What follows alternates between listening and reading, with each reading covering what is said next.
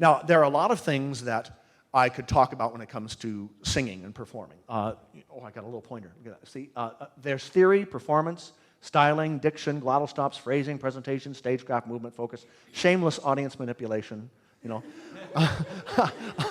And I've studied with some really great people and done a lot of theater in my life, and we could talk about that.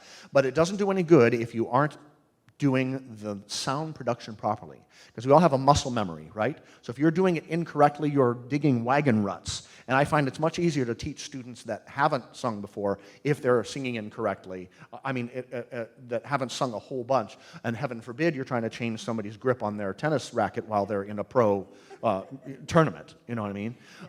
And that's happened to me. I've gotten tips from people. Now, I've been in the middle of doing shows, and I have had to literally change my grip mid-show because this person had such a great piece of advice for me. Flatten your tongue, all kinds of stuff that I'll talk to you about that. So we're going to be talking just about the production of sound, so that when you get that, and maybe sometime later, anyone that's interested, I could have a workshop on any of those other possibilities: theater, singing, presentation, phrasing especially is very important, all that kind of stuff. Okay. All these melodic instruments, not percussive, not drums, but instruments that create melody, have 4 things in common. Can anybody tell me what they are? They all have sound, which is vibration. They have something that vibrates. Okay? So that's number 1. In the case of a saxophone or oboes, it's those little reed things, right? In the case of a guitar or stringed instruments, it's the strings that vibrate. I'll be demonstrating something on the guitar in a little bit, right? In the case of trumpets and trombones, it's actually your lips making fart sounds, right? This is what it sounds like unless you have this, thing in front of you, and didgeridoo. I'm not even going to try and reproduce that noise that happens. What a didge does. Some of the great trumpet players. Okay, and here's the mystery question for later on. Anybody can answer it. Anyone that gets it gets a gold star. What vibrates in a flute? Aha, that's a fun one. I think I figured it out, but as I was looking at. So with us, what vibrates are those 2, are your vocal cords. And aren't they pretty? Those are vocal cords, actual picture of them. So you'll notice that they're in a V shape, right?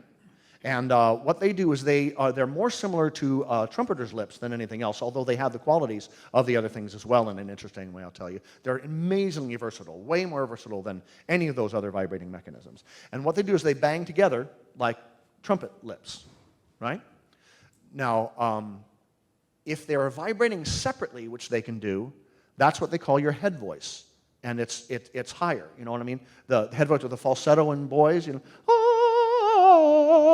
then you have a break, that break that happens between your chest and your head, that you file it down. There are all these things people talk about to make your chest and your head, come together so they sound similar.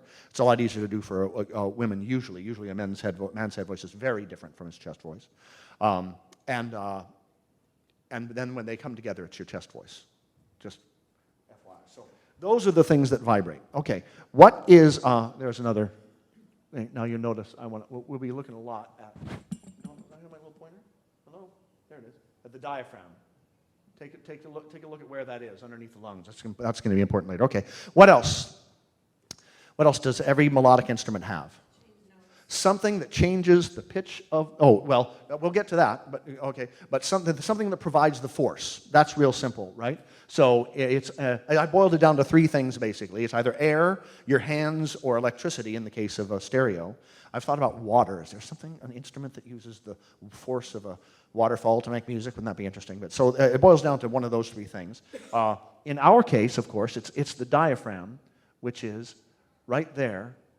It's kind of important to understand that the diaphragm, everyone thinks of it as your stomach, but it's actually a flat piece of tissue that goes all the way to your back. You can feel it if you take a deep breath, diaphragmatic breath rather than a thoracic breath. If you take a diaphragmatic breath, you'll feel it in your rib cage. Will expand back there, right? You hear a lot of this, and a lot of phrases in the world bother me. Big one is, sing from your diaphragm. What an absurd concept. No, you don't sing from your diaphragm. You're singing from your throat. That's where the sound is coming from, and your head, actually. But what they mean is breathe with your diaphragm.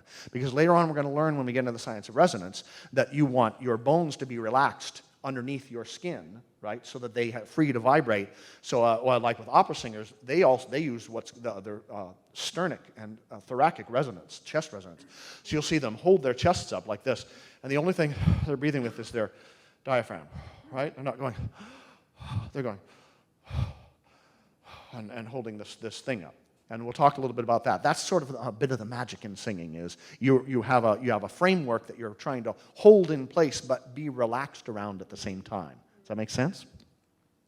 And now we are to Nancy Joyce, something that changes the pitch, okay?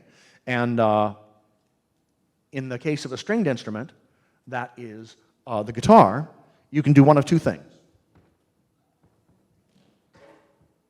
You can tighten it using this, and it will get higher, or you can shorten it, cutting it in a fraction with a fret. The little fret makes the string shorter. Make sense? Or you can loosen it or make the string longer. So your choices are to make it higher, have it be smaller, like these strings are smaller, and I'll show you in the drawing. Tighten or shorten. To be lower, it's lengthen and loosen. And there, in a piano, they just have the different size strings that can be tightened a little bit, rather than trying to shorten them with a fret, as happens. Your vocal cords are fantastic. They do both.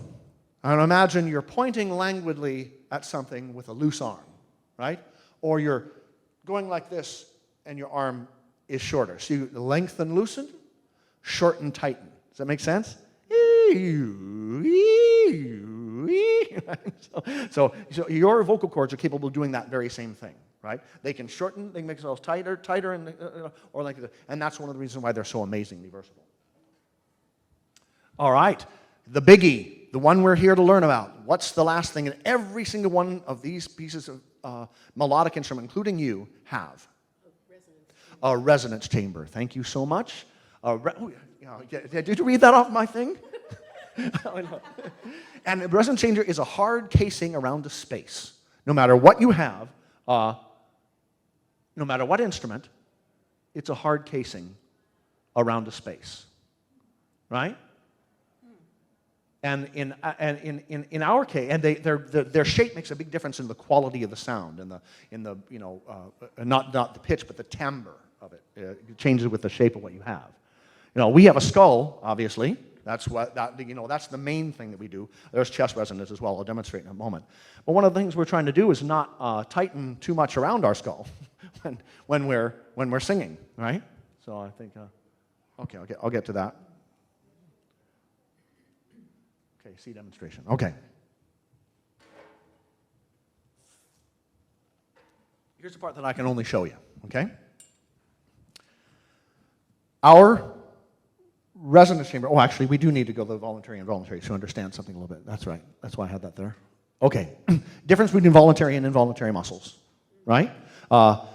Voluntary muscles, we operate ourselves. Involuntary muscles happen on their own.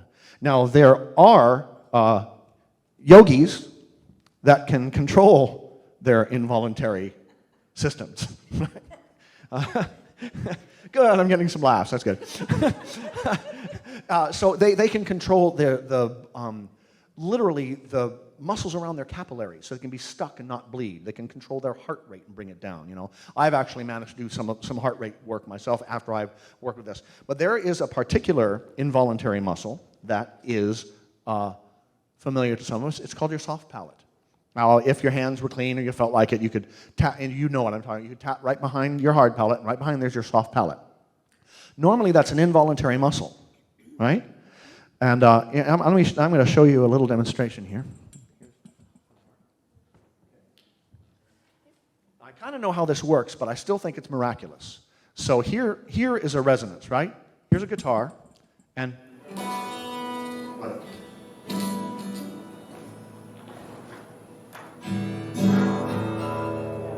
What a difference, right? Now, I think that's magical. The sound is going in this hole, it's bouncing around, it's coming out the same hole that it's going in, and it's louder. Isn't that neat?